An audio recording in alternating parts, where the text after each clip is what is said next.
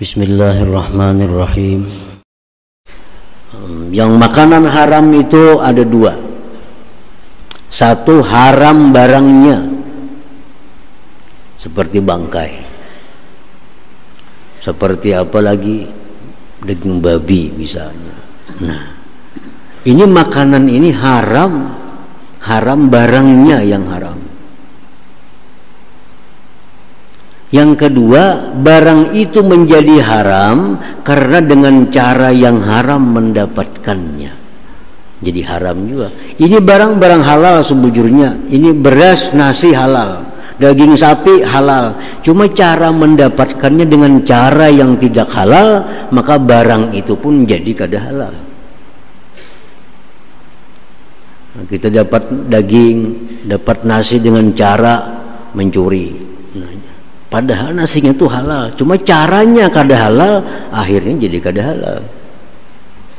Ini sapi sebujurnya halal, tapi karena cara menyembelihnya salah, sehingga jadi daging sapinya kada halal. Atau sapinya halal tapi sapinya sapi curian, jadi sapi kada halal. Nah, orang beriman kepada nama Allah Al-Muqit,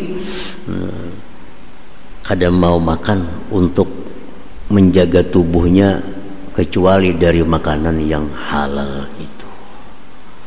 Nah, para muhibbin rahimakumullah, para ulama menyimpulkan dari berbagai macam dalil apa keuntungan kita makan yang halal itu.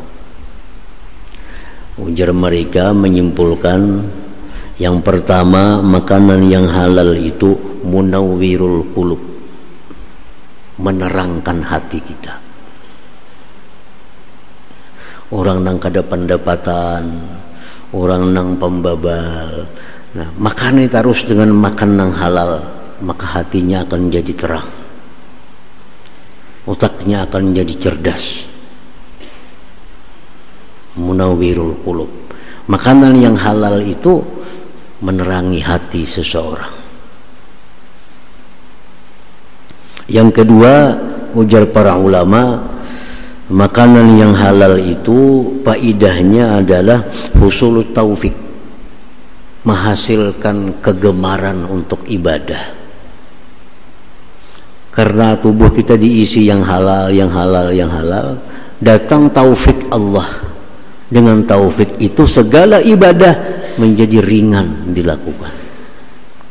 Sembahyang malam dengan ringan dilakukan, berbuat kebaikan, baca Quran, baca salawat, nuntut ilmu dengan ringan. Nah, itu buah daripada makan yang halal, husulut taufik. Orang yang makan haram kada akan bisa tahajud malam hari secara istiqamah. Kenapa? Karena tubuhnya diikat oleh makanan yang haram itu. Jadi mun kita ada masalah dengan ibadah, kenapa ibadah kita kada mau rutin, kenapa ibadah kita kada mau istiqamah, nah kita periksa sumber makanan kita, mungkin ada yang kada halal masuk ke dalam tubuh kita. Nah, yang ketiga, husulu ijabatillah, hasil darinya ijabah dari Allah. Kalau kita berdoa, doa kita diijabah oleh Allah. Kalau kita berdoa, doa ini dikabulkan oleh Allah karena makanan kita ini halal. Yang menghambat doa kita itu akibat kita makan haram atau makan subhat. Nah, ini yang menyebabkan doa kita terhalang. Kalau makanan kita halal, doa kita akan tembus kepada Allah Subhanahu wa ta'ala. Nah, yang kelima, kabul ta'at. Taat yang kita lakukan diterima oleh Allah Subhanahu wa ta'ala karena tubuh kita diisi dengan barang yang halal itu. Nah, para muhibbin rahimakumullah, Rasulullah SAW bersabda, ujar Nabi kita, ya Sa'ad atib mat'amak takun mustajabad da'wah. Wahai Sa'ad, baguskanlah makanan kamu, niscaya engkau mustajab doa. Kalau kau hendak jadi orang yang mustajab doa, baguskan makananmu. walladzi nafsu Muhammadin biyadihi innal 'abda la yaqdhifu luqmatal haram fi jawfi ma yataqabbalullah minhu al-amala 40 yauma. Ujar Nabi kita, demi Allah bahwa seorang hamba yang makan sesuap makanan yang haram ke dalam tubuhnya, Allah tidak akan menerima baginya ibadah 40 hari. Nah, kita makan yang haram sesuap 40 hari, ibadah kita ditolak oleh Allah Subhanahu wa ta'ala. Masa suap aja, masa piring berapa suap? Doa kita ditolak oleh Allah Subhanahu wa ta'ala. Nah, dikisahkan ada seorang raja di satu kota di negeri Irak. Ini kejadian di zaman dahulu. Raja ini orangnya orang pintar, agamanya pintar, tapi imannya kurang. Ini mengetahui masalah-masalah agama. Dan di kota itu terkenal, orang kota itu mustajab doa. Kalau ada raja yang berkuasa di situ, raja ini kada jujur, begitu didoakan oleh orang kampung situ, habis dah mati raja nih. Ada raja di situ berkuasa lagi, raja kada jujur, orang kampung berkumpul di masjid berdoa, mati rajanya. Datang giliran kepada raja yang saikung ini, hendak mengakali kayak apa caranya orang kampung nih. Ini kalau aku salah-salah sedikit ini didoakannya bisa mati juga aku nih. Nah, orang kampung ini mustajab benar doa. Diselidiki oleh raja itu, ternyata mereka hanya makan yang halal, hanya makan yang halal.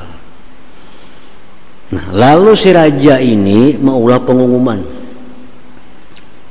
ke seluruh penduduk kota itu. Ujar raja pengumuman, besok hari seluruh rakyat agar membawa sebiji telur ke masjid ini. Satu orang satu biji, karena aku perlu telur banyak. Masyarakat kota telurnya kada larang juga, masing-masing datang buah hintalo sebiji seorang ke masjid, hibak masjid lawan hintalo, kumpul di masjid. Lalu si raja ini besok keluar lagi pengumuman. Ujar raja, aku kada jadi perlu hintalo, sekarang hintalo ambil kembali, ambil kembali. Masyarakat itu kan andak tinggalkan, terkumpul hibak masjid hintalo. Raja nyuruh ambil kembali hintalo. Masing-masing mengambil hintalo, membawa bulik hintalo siapa kan tahu lagi nih, sarbu semuaan. Nah, sarbu semuaan membawa hintalo. Jelas apa huruf sudah hintalonya. Nah, kalau lagi mencari mana hintalo seorang ada ingat lagi. Pokoknya asam buah dua, pokoknya kembali dua buah bulik, dua beranak, nggak sebiji buah bulik. Dimakanlah hintalo oleh sakutaan tadi kan, dibulikkan oleh raja. Nah, sekarang jar raja, pendudukku sudah makan barang subhat semua. Sakutaan makan subhat sudah. Nah, hintalo tadi kada jelas lagi ampun siapa masing-masing mengambil. Nah, lalu si raja ini berbuat zalim, macam-macam tindakannya raja ini berbuat zalim itu ini. Berkumpul orang kampung masjid berdoa kepada Allah, kada kabul lagi doanya. Kenapa? Makan hintalo subat tadi sebiji gara-garanya. Nah, jadi ini kisah kenyataan terjadi di negeri Irak pada waktu itu. Ini pengaruh orang yang makan hintalo subhat pun doanya sudah kada didengar lagi oleh Allah Subhanahu wa ta'ala. Apalagi makan yang haram makinnya. Apalagi sebenarnya makan sebiji hintalo aja sudah mengganggu dengan mustajabnya doa.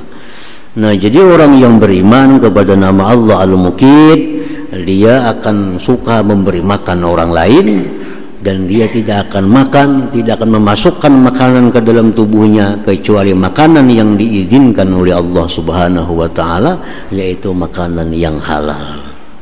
Nah, anak menjadikan anak kita bagus. Anak kita ini jadi akhlaknya bagus. 40 hari petunjuk para ulama, jangan diberi makan kecuali makan yang pasti halal. Jadi anak ini kada perlu didoakan, kada perlu disambayang taati, kada perlu disekolahkan kemana-mana. Cukup 40 hari si anak asal jangan makan kecuali yang halal, anak ini akan berubah jadi anak yang saleh. Asal bujur-bujur kita kau menjaga ini 40 hari anak kita makan barang yang halal, maka dengan sendirinya anak ini menjadi anak yang takwa kepada Allah Subhanahu wa taala.